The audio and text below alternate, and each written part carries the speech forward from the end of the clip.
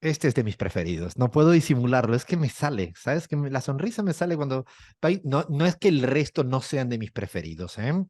Vaya, no estoy hablando mal de Uruguay, porque me voy a Uruguay. ¿Tú sabes, vaya, que me voy a Uruguay Ya la te- semana esta? por supuesto que los estaba esperando que lo digas, Alfredo. Este Me parece un momento, este gran era tu momento, momento. este es el Y momento. sí, nos vamos Bueno, a Uruguay. Bueno, no uruguayos, sé, uruguayas, atentis, el lunes. atentis, atentis, que el lunes vamos a compartir una charla con todo aquel que quiera acercarse por allá.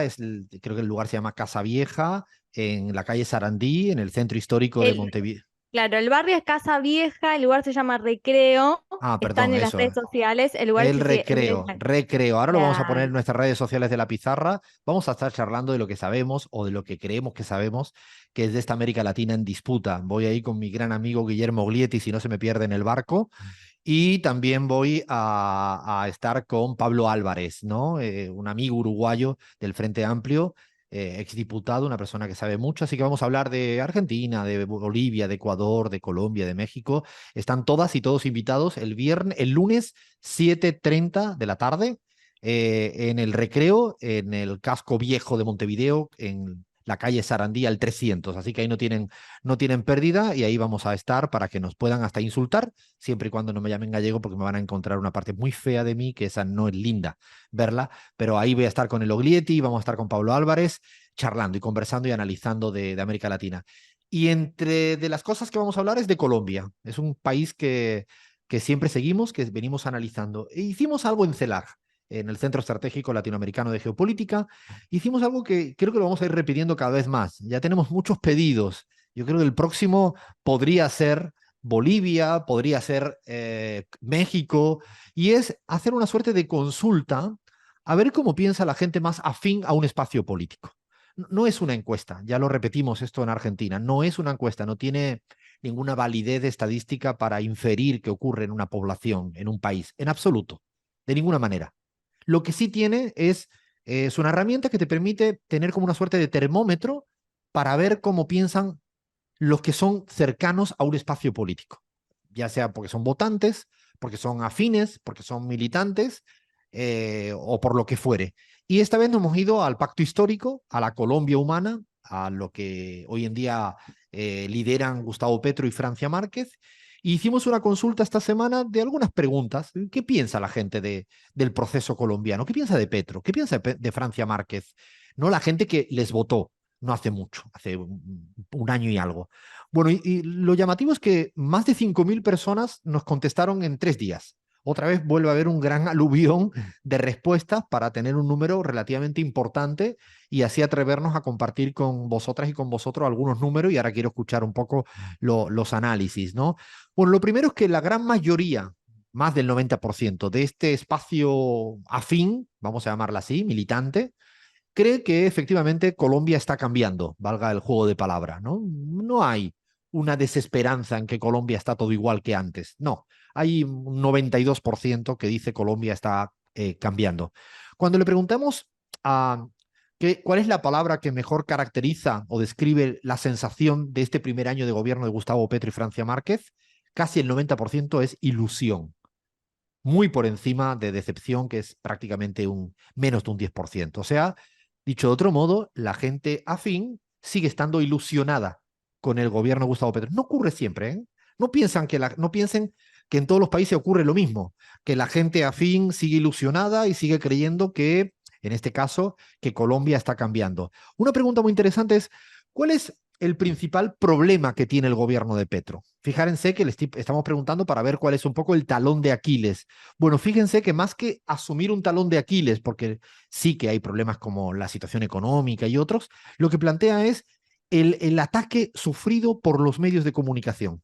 La militancia, la militancia más petrista o marquista, si caben los términos, ¿no? De la Colombia humana, están diciendo que los ataques de comunicación son los más importantes. De hecho, cuando le preguntamos quién es el principal opositor, si son los grupos económicos, si es el uribismo, si son los partidos políticos, no.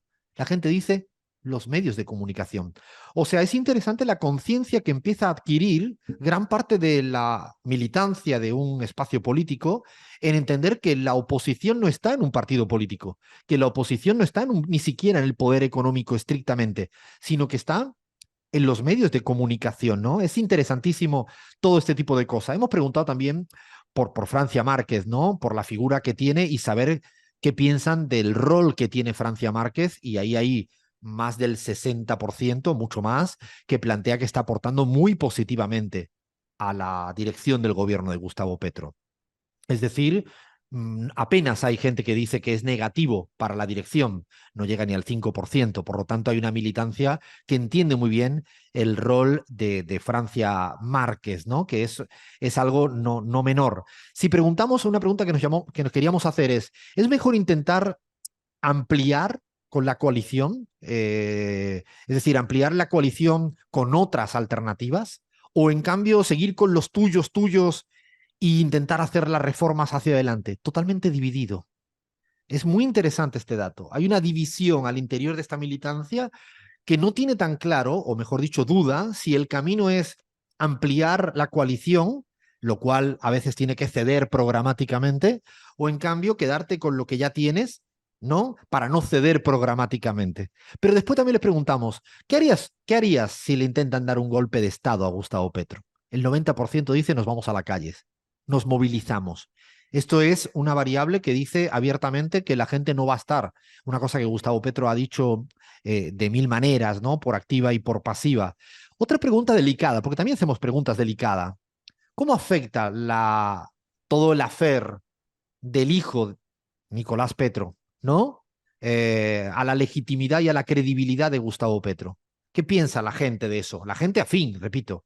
Bueno, 2/3 de la gente afín, de los militantes, de los votantes, dicen que de ninguna manera va a afectar a la credibilidad de Gustavo Petro. 1/3 sí, o sea, 1/3 sí. No es un dato menor que 1/3 sí, pero 2/3 te está diciendo no. Creemos muy por encima de las cosas que haya hecho el hijo en el propio Gustavo Petro. Hay un conjunto de preguntas luego más programáticas, ¿no? Por ejemplo, el tema de la reforma laboral, ¿no? Que es un tema que Maffer Carrascal nos lo contó aquí en la pizarra, la joven diputada que es la responsable, la portavoz de la comisión dedicada a la reforma laboral.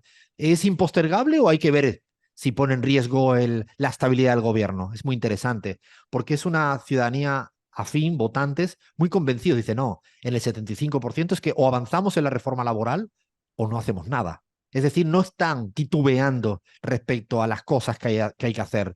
No están en la lógica esta de la moderación, del centro y de todo este tipo de cuestiones. Y voy a terminar con algo. Le pusimos una prueba más fea a los militantes. ¿Qué palabra es la que, en términos negativos, le pondrías a Gustavo Petro? No, todo el mundo te quería poner las positivas. Quitamos las positivas, queríamos las negativas. Fijaron que entre las negativas, las palabras que buscaban eran confiado, terco, mal rodeado. Fijaron que las tres palabras que más salieron era confiado por justamente el mal rodeado, que van de la mano por las cosas que le han ido pasando, y la otra palabra, que a veces puede ser una cosa positiva o negativa, según se mire, es lo de terco, ¿no? Que yo creo que a veces un poquito terco para luchar contra algunos hay que hacerlo, ¿eh? Si, no, porque si te llama el Departamento de Estado y te dice no hagas esto, si no eres terco, como que... así que bueno, queríamos dar algunas, vamos a publicarlas poco a poco en la página web de CELAC y también en la pizarra, pero es una consulta que nos parecía interesante para ir caracterizando, radiografiando cuál es ese pulso de la militancia de la Colombia humana del pacto histórico. Gaby, ¿qué piensa con estos números, datos que hemos ido sacando? Bueno, a ver, me parece maravilloso sentir que un proyecto político de izquierda progresista está latiendo vivo, tiene su energía puesta en esperanza, en ilusión, en un camino hacia adelante. Y eso está pasando en Colombia hoy. Yo siento que la gran mayoría de las respuestas de la gente afín al petrismo eh, te está mostrando eso. Es un proyecto vivo, con fuerza, con energía para empujar la transformación, dispuesta a respaldar a su gobierno en la calle, dispuesta a poner el pecho, el cuerpo y lo que se tenga que poner para transformar las cosas, pero también con la confianza de que Petro es capaz de transformar la vida en Colombia, en el ámbito económico, en otros ámbitos. Y eso, a ver, no todos los procesos progresistas y de izquierda están en el mismo momento histórico de su proceso, ¿no? Lo que quiero decir es, no es el mismo momento el que está pasando Bolivia que el que está pasando Argentina, que el que está pasando en Colombia, más allá de que todos puedan ser proyectos progresistas, pueden estar en etapas diferentes. Y yo creo que la etapa que está atravesando Colombia es todavía una etapa creativa, de fuerza, de ilusión, de construcción hacia adelante. Fijaros que este ejercicio no pretende ni saber lo que piensa la calle en general, porque no es de la calle en general, ni tampoco la burbuja de ministros o de medios de comunicación o de cierta dirigencia, sino un poco es esta militancia, esta ciudadanía votante, es más proactivo, ¿no? Porque también le preguntamos, ¿cree que Petro podrá resolver el tema económico? Más de un 90% te dice que sí. ¿Podrá resolver nada más y nada menos que el tema de la paz en Colombia, que es la más complicada de todas las, de todos los horizontes? Hay un 75% que te dice que sí. Un poco creemos que yo sostengo un poco la tesis que planteaba Gaby, ¿no? Hay una ciudadanía militante en Colombia que todavía está creyendo mucho en este proceso y en sus referentes.